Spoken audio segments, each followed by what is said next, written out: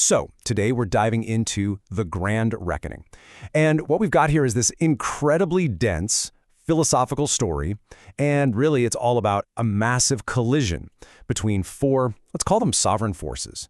It's a battle of wills described as both poisonous and beautiful. So yeah, let's just jump right in. Okay, and this quote? This is everything. This sets the whole stage for us. We're not talking about some gentle, gradual evolution here.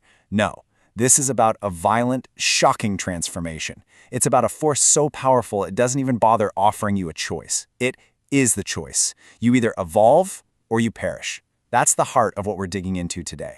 So, where does a reckoning like this even begin? Well, it starts on what's called a stagnant battlefield. A place that's just stuck in this long, drawn-out, two-sided fight. But, as you can probably guess, that's all about to get blown wide open. You see, for the longest time, the conflict was super simple. It was just a binary thing, right? The creator on one side, the denier on the other. But now this ongoing proof is shifting gears. It's entering what's described as its most poisonous and beautiful phase. And that means the old rules, yeah, they're about to get completely shattered. And these are the two guys who started it all. On one side, you've got Votan, the Overman.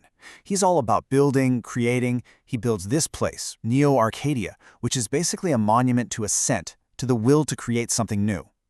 And on the other side, you've got Mephistopheles. He builds the Tower of Inferno, which is pretty much the exact opposite. It's a mountain of ash, built from weaponized resentment, with the sole purpose of pulling everything down.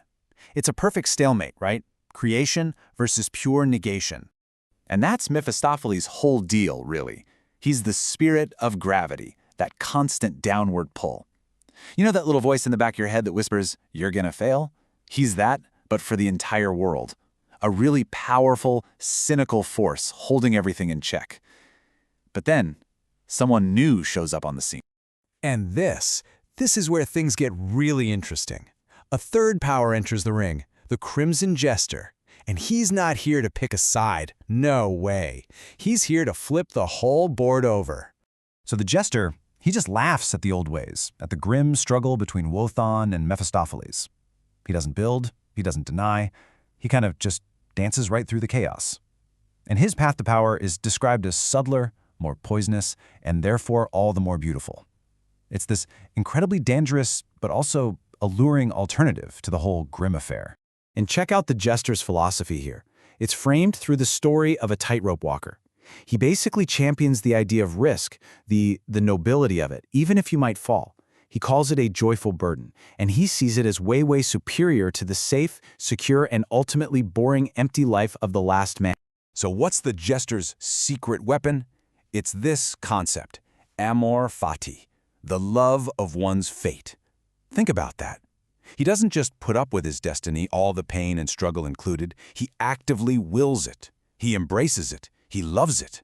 And that right there transforms every single hardship from a burden into a chosen, joyful act.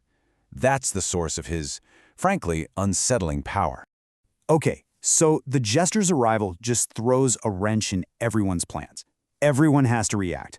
And you know who gets tested the most? Wotan. All his old certainties are suddenly up for grabs, and it forces him into what might be his greatest trial yet. So Wotan, he pulls back. He retreats into what's called the seventh solitude, this state of just profound, absolute isolation. And this is the crazy part. In there, his greatest strength, that relentless creative drive, it becomes his heaviest burden. It stops being a passion and turns into this gloomy and passionate taskmaster that just demands more and more from him, constantly. And that leads us to the ultimate test, not just for Wotan, but for anyone, really. It's the idea of eternal recurrence. I mean, just try to wrap your head around this. Imagine that every single moment of your life, every high, every low, every single choice you've ever made will repeat, exactly as it was, over and over again for infinity. Could you handle that? Could you even bear that knowledge? Because for Wotan, this isn't some abstract thought experiment. It's a thunderous verdict. It's a judgment. And what it means is that his struggle is never over. There's no finish line. There's no final victory. Being sovereign, being truly free, means you have to earn it and re-earn it in every single moment, forever. So when he's faced with this just immense burden, Wotan's purpose snaps into focus. He realizes he's not here to save anybody. He sees pity as a weakness, something that pulls you down. His whole goal is to be a bridge to whatever comes next, to something greater. And his command, to humanity and to himself, is simple, and it's harsh. Surpass yourselves. You'd think the stakes couldn't possibly get any higher, right? Well, that's when a fourth and final sovereign force appears. And this one offers a very, very tempting way out of all this struggle. Meet Faustus, the Carrion King.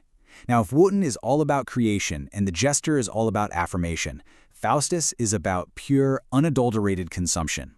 He embodies this really seductive kind of nihilism. You know, the idea that if it's all meaningless anyway, why struggle? Why not just pick back and feast on the ruins? It's the ultimate path of least resistance.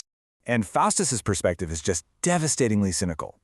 He looks at Wotan's epic struggle, this huge self-imposed duty he's taken on, and he just mocks it. He calls it a god-sized cage. From where Faustus is sitting, Wotan isn't free at all. He's just another kind of prisoner, busy holding up the sky while smarter people like him, are busy enjoying the decay. So let's step back for a second.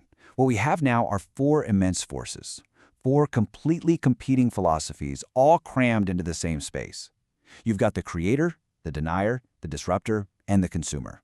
I mean, a collision doesn't just seem likely, it feels absolutely inevitable. And here's the breakdown, plain and simple. You've got Wotan, the creator, whose whole goal is to surpass humanity. Then there's Mephistopheles, the denier, who just wants to pull down anything great. You've got the jester, the disruptor, who joyfully says yes to everything fate throws at him. And finally, Faustus, the consumer, who's just there to feast on the ruins. I mean, these are four completely, totally incompatible ways of seeing the world. And this is where we see what's truly at stake.